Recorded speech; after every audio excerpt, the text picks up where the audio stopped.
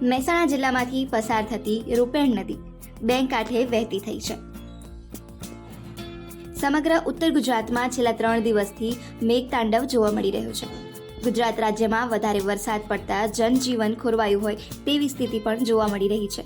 બીજી બાજુ વધારે વરસાદ પડતા મહેસાણા જિલ્લામાંથી પસાર થતી અને મોટાભાગે સૂકી જ રહેતી નદી રૂપેણ બે કાંઠે વહેતી થઈ છે, જેના કારણે લોકોમાં ખુશી જોવા મળી છે અને લોકો તેને જોવા માટે ઉમટી પડ્યા છે।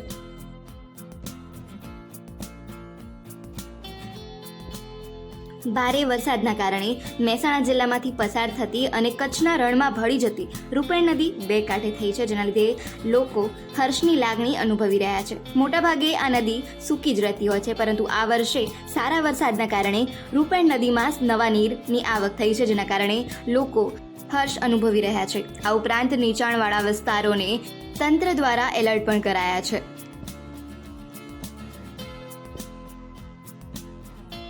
મહેસાણા જિલ્લા સહિત આસપાસના જિલ્લાઓમાં પણ છેલ્લા 2-3 દિવસથી ધોધમાર વરસાદ પડી રહ્યો છે, જેના કારણે બારે માસ સૂકી ભંટ રહેતી અને મહેસાણા પાટણ જિલ્લામાંથી પસાર થતી રૂપેણ નદી આમ તો કોરી ધાકોર જ જોવા મળતી હોય છે, ત્યારે અઠવાડિયાના સમય દરમિયાન પડેલા સારા વરસાદના કારણે રૂપેણ નદીમાં આ વર્ષે નવા નીરની આવક થઈ છે, જેના કારણે તે નદી બે કાંઠે વહેતી થઈ છે, જેના કારણે લોકો તેને જોવા માટે ઉમટી પડ્યા છે।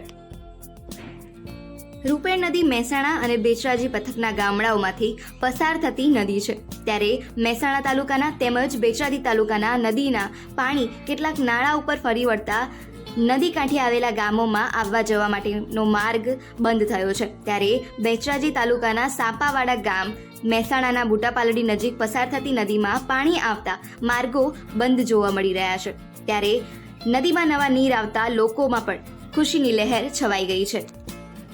આ ઉપરાંત મહેસાણા જિલ્લાના બોદલા ગામમાંથી દિનોજ ગામ તરફ જતા પુલ ઉપર ગાબડું પડ્યું છે।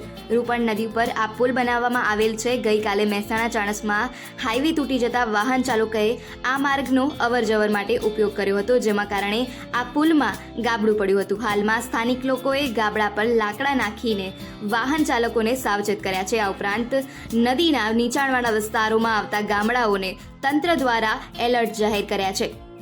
જિલ્લાના સાંપાવાડા, સુરજ, ફીચડી તેમજ કોઠાપુર ગામના લોકોને એલર્ટ કરાયા છે।